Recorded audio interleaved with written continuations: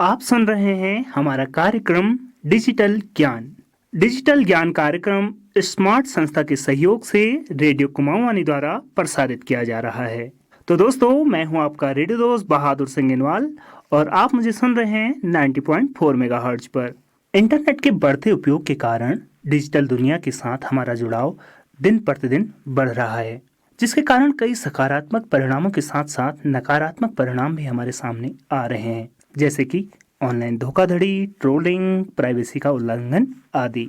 इसलिए हम आपके लिए लेकर आए हैं डिजिटल साक्षरता से जुड़ा खास कार्यक्रम डिजिटल ज्ञान, जिसका मकसद है आपको डिजिटल दुनिया से जुड़ी महत्वपूर्ण जानकारी देने के साथ साथ डिजिटली सशक्त बनाना, ताकि आप डिजिटल प्लेटफॉर्म का सुरक्षित और सही इस्तेमाल करने से जुड़ी अहम बातें जानकर एक अच्छे डिजिटल नागरिक बन सकें। लेकिन इससे पहले कि हम डिजिटल साक्षरता के बारे में बात करें और इसके विवरण में जाएं, हमें यह समझने की आवश्यकता है कि डिजिटल दुनिया आखिर क्या है। डिजिटल स्पेस इंटरनेट द्वारा संचालित है, तो आइए पहले हम यह समझें कि इंटरनेट क्या है। इंटरनेट एक नेटवर्क है जिसमें सैकड़ों कंप्यूटर जुड़े हुए हैं। इंटरनेट सूचना को एक डिजिटल प्रारूप में एक कंप्यूटर से दूसरे कंप्यूटर में जाने की अनुमति देता है। यह जानकारी शब्दों, फोटो, ऑडियो, वीडियो और अन्य रूपों के रूप में हो सकती है।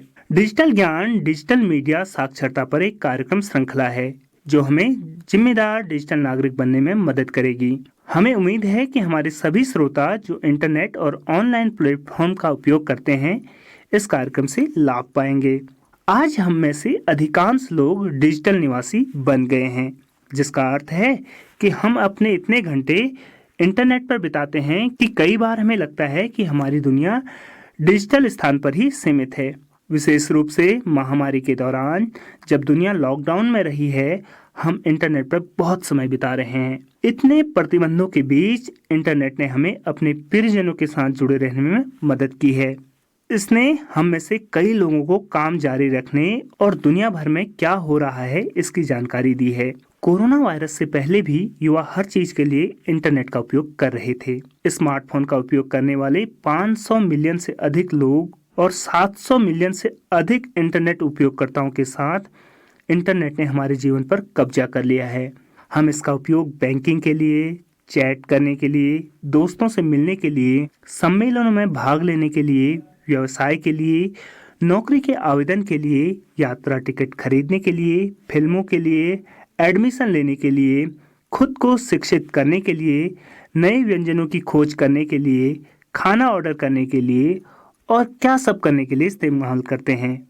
हम एक ऐसी दुनिया में रहते हैं जहां हम बिना एहसास किए डाटा उपभोग करते हैं और अपनी डिजिटल छाप भी छोड़ते हैं।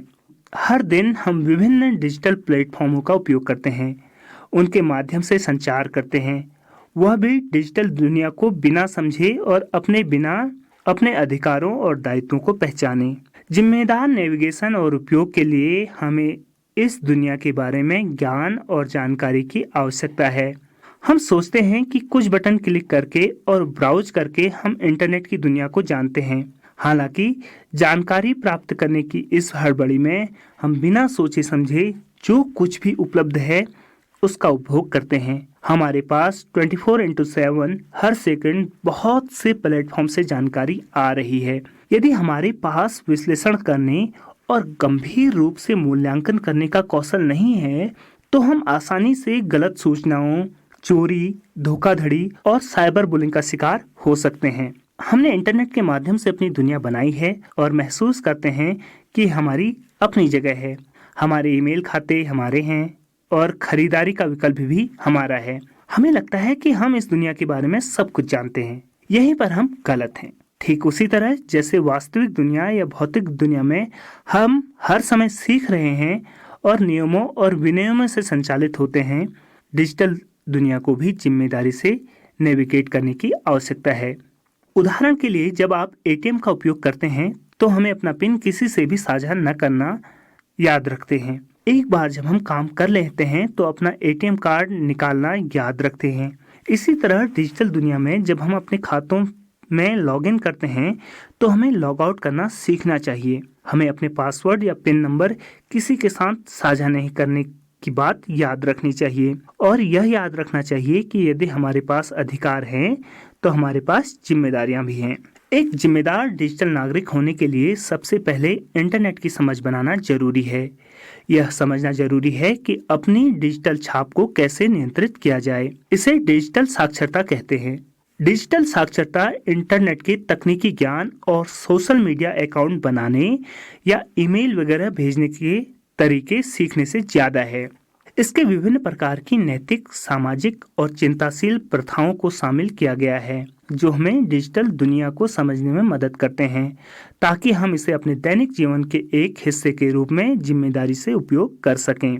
पारंपरिक तरीके से साक्षरता में अंक, सुनने, बोलने, पढ़ने, लिखने और महत्वपूर्ण सोच से संबंधित कौशल होते हैं जिसका अंतिम लक्ष्य सक्रिय विचारकों और शिक्षार्थियों को विकसित करना है जो समाज में प्रभावी और सार्थक तरीके से जुड़े रह सकें। डिजिटल साक्षरता में भी कुछ दक्षताओं को शामिल किया जाता है जिनसे डिजिटल दुनिया में सूचित भागीदारी को सुनिश्चित करने के लिए जिम्मेदारी से उपयोग, समझने और कंटेंट बनाने की क्षमता मौजूद है।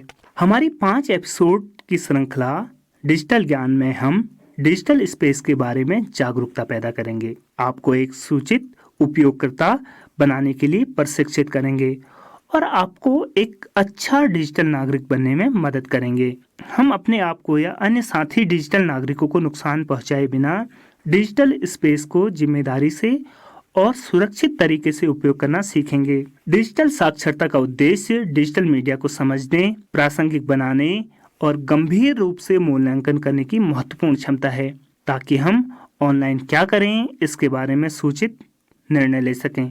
इसका अर्थ यह भी है कि डिजिटल स्पेस हमारे व्यवहार, हमारी धारणाओं, विश्वास और हमारे आसपास की दुनिया के बारे में भावनाओं को कैसे प्रभावित करता है इसको समझना। हम में से अधिकांश डिजिटल निर्माता हैं क्योंकि हम ऑनलाइन कंटेंट बनाते हैं, शेयर और उपयोग करते हैं। हम में से अधिकांश का मानना है कि हम जो ऑनलाइन साझा करते हैं वह सिर्फ उन लोगों द्वारा ही देखा जा सकता है जिन्हें हम दिखाने का इरादा रखते हैं या जिनसे हम इस कंटेंट को देखने की अपेक्षा करते हैं, पर ऐसा नहीं है।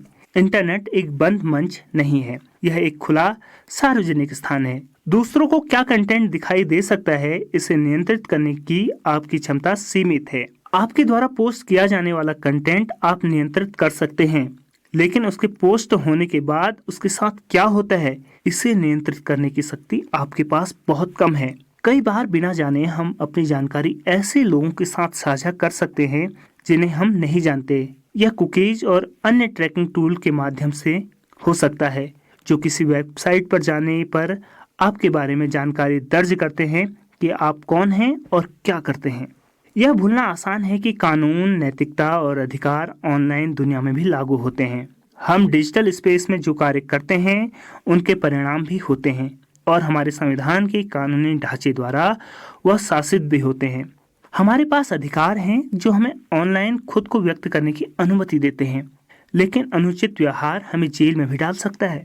हमारा ऑनलाइन व्यवहार जैसे कि हमारी पसंद और नापसंद, हमारे खरीदने के पैटर्न, हमारी पोस्ट आदि हमारी डिजिटल पहचान बनाने में मदद करता है।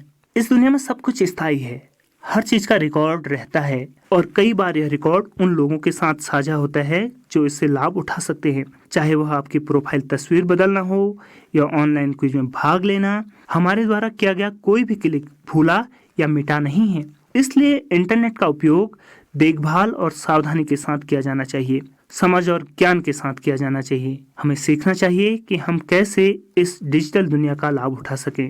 अपने अभिव्यक्ति के अधिकार और अपनी जानकारी को सुरक्षित और निजी रखते हुए साथ ही यह जानना भी आवश्यक है कि हम कैसे अन्य डिजिटल उपयोगकर्ताओं के लिए डिजिटल दुनिया को सुखद बनाने की जिम्मेदारी कैसे निभा सकते हैं।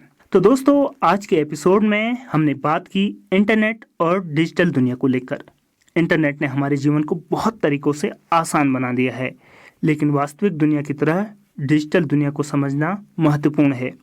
डिजिटल साक्षरता हमें सुरक्षित, जिम्मेदार और लाभकारी तरीके से डिजिटल दुनिया को नेविगेट करने के लिए ज्ञान और जागरूकता से लैस करती है। साथियों, इन्हीं बातों के साथ अपने रेडियो साथी बहादुर सिंह गिनवाल को दीजिए इजाजत। हम डिजिटल ज्ञान के अपने अगले एपिसोड में डिजिटल दुनिया को लेकर अपनी बातें जारी रखेंगे। अगर आपका कोई सवाल या फीडबैक है हो तो कृपया 9536476660 नंबर पर संपर्क कर हमें दे सकते हैं। और इसी के साथ आज का एपिसोड हम यहीं पर समाप्त करते हैं।